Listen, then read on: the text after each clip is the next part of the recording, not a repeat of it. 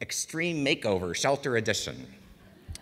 About 4 years ago, we were contacted as part of a court order to take over and shut down a humane society in northern Minnesota. The building from the outside looked reasonably nice, but the problem is you could smell it from almost a block away. And inside, the facility was designed with, I don't know, I think they just threw it together. The upstairs of the place was actually an old bingo parlor. They had sustained the shelter downstairs with charitable gambling, but then they lost their gambling license, and then they filled the entire second floor of the bingo parlor with garbage. And so there was rats and mice and flies and moths and all kinds of pests flying, running through this entire building. The dog kennels were literally like 2-foot by 3-foot concrete squares with no beds, no blankets, and the dogs had been in them for years. To say that they hadn't cleaned the place in years would have been an understatement. When we got there finally to take control of the property, there were animals that were literally dying in their cages. And I just want to show you, it was an emergency situation. We had a budget of $0, give you a sense of the kinds of things that a team of 6 people were able to accomplish in that environment in 24 hours. That's the Extreme Makeover Shelter Edition.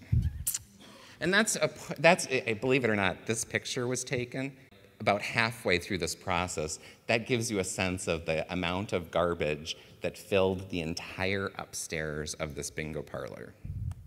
That's a picture of the dog kennels. That's a full dog kennel, and that's one of the first things we did is we just said, okay, these dogs need something to sleep on, so we gave them dog beds. But you can get a sense of how small those dog kennels were. I mean, and they had some really large, they had a Great Dane in cages like that. So what we managed to do within a 24-hour period with just 6 people is we converted the entire upstairs bingo parlor into an adoption cat center. And now you can see the upstairs with some of the cat cages. We took emergency transport crates, really large cat transport crates, and set them up all through the adoption center. We moved half of the dogs immediately to Animal Ark so that we could expand the space that they had available to them in those horrible dog kennels, and were able to actually increase the space available to the dogs in their kennels by about 300%. We created an outdoor play yard that was just simple. We made it out of snow fencing and poles and fenced off a whole big area of the backyard so the dogs could run around and play. We set up outdoor holding kennels for the dogs so that they wouldn't have to be in their kennels while they were being power sprayed. And we held press conference to show them what we'd done with the facility. And needless to say, the community stepped out in support. We also had to provide emergency vet care to a whole number of animals that were at the facility and in really horrible shape. But this is the urine trough that was between the kennels, and because it hadn't been cleaned, we literally had volunteers doing what they called the urine trough crawl. Because there was these little wire grates, they had to literally crawl along there and pull the hair and debris and everything out of the middle of that kennel.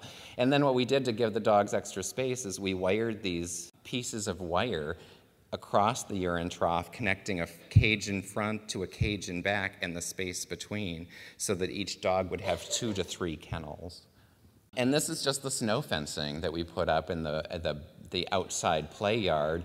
And my saying through the entire thing as we were there is just don't worry, be crappy. You know, its form follows function. For today, if the dogs need a place to play, put something up so they can play outside. It doesn't have to be the final perfect solution, but just do it. Get something done. Now, in this case, I think, had we stayed at this facility, could have easily, with the people from that community who were coming out, we could have put up a nice play yard later, but at least for today, with the snow fencing, we could put the dogs outside in a supervised way and let them play and socialize with each other. So I'm pretty much out of time, and thank you very much.